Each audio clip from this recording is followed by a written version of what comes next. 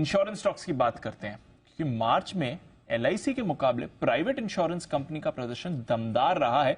हम एक्सपेक्ट भी कर रहे थे मार्च में, क्योंकि अप्रैल से जो टैक्स चेंजेस हुए तो मार्च में कुछ बड़े प्रीमियम इनफ्लोज होते हुए दिख सकते थे और एग्जैक्टली वैसा ही होते हुए दिखा है। तो क्या एग्जैक्टली हुआ है प्राइवेट कंपनीज में, क्यों एलआईसी की ये परफॉर्मेंस नहीं आई है, ये बताने के लिए तैयार है कुशल बताइए क्या हुआ है।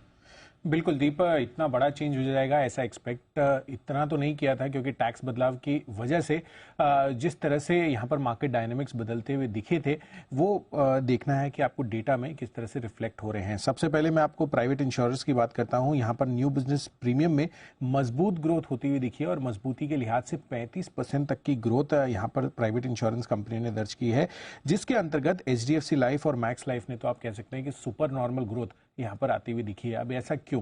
अब जैसे कि जिस टैक्स की आप बात कर रहे थे, तो 1 अप्रैल से जो भी लाइफ इंश्योरेंस पॉलिसी जिनका प्रीमियम 5 लाख से ज्यादा है, एक्सेप्ट यूलिप, उन पर जो उनकी जो मैच्योरिटी प्रोसीड्स होगी टैक्स लगता हुआ दिखेगा। ये बजट में अनाउंस किया था वित्त मंत्री निर्मला सीतारमण जी ने।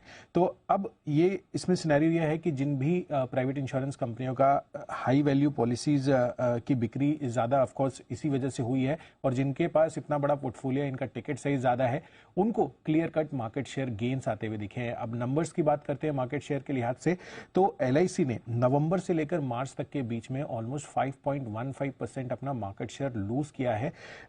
और जबकि प्राइवेट इंश्योरेंस कंपनियों ने इक्वल यहाँ पर मार्केट शेयर गेन किया है, जिसमें सबसे ज्यादा आप देखिए तो यहाँ पर एचडीएफसी लाइफ है जिन्होंने 1.25% के मार्केट शेयर गेन किया है। इसके बाद एसबीआई लाइफ करीबन 0.68% और आईसीआईसीआई प्रू और मैक्स लाइफ ने भी लगभग आधे परसेंट के मार्केट शेयर गेन किए हैं। तो लार्जली क्लियर कट इंडिकेशंस यहाँ पर यही दिख रहे हैं कि जो नंबर्स आते हुए दिखे हैं न्यू बिजनेस प्रीमियम के, उसमें प्राइवेट लाइफ इंश्योरेंस कंपनियों ने एक्चुअली बाजी मारी है बिकॉज ऑफ द फैक्ट कि इनकी जो बड़ी टिकट साइज पॉलिसीज हैं जिसमें हायर प्रीमियम रहता है 5 लाख एंड अबव का, उसकी ज्यादा सेल हुई है टैक्स के पर्सपेक्टिव को ध्यान में रखते हुए।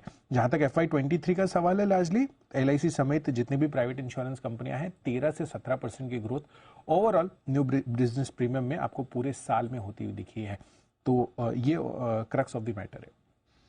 तो आप कह रहे हैं कि प्राइवेट कंपनीज में ज्यादा है इसलिए क्योंकि हाई टिकट पॉलिसीज ज्यादा इन्होंने बेची, करेक्ट, और वहां पर उतनी हाई टिकट पॉलिसी प्रेजेंस नहीं है, करेक्ट, इसीलिए उन्होंने मार्केट शेयर लूज कर दिया, मार्केट शेयर भी लूज किया एलआईसी ने। ओके, तो प्राइवेट कंपनीज ने फायदा उठाया है, एलआईसी का न्यू बिजनेस प्रीमियम गिरा है और ओवरऑल मार्केट शेयर में भी कमी आती हुई देखिए।